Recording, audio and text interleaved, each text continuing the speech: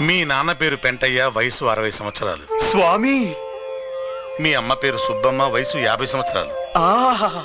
నీకు 3 పిల్లలు. కరెక్ట్ స్వామి,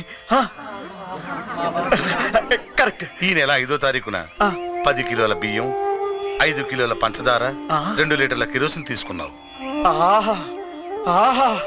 స్వామి, ఎలా చెప్పగలిగారు స్వామి? రేషన్ కార్డు తెచ్చి జాతకం చెప్పమంటావా? ఎద్దవా సన్నాసి, నీ కంటికి ఎలా కనిపిస్తున్నాను రా పాపి. క్షమించండి. క్షమించాను పొమ్ము.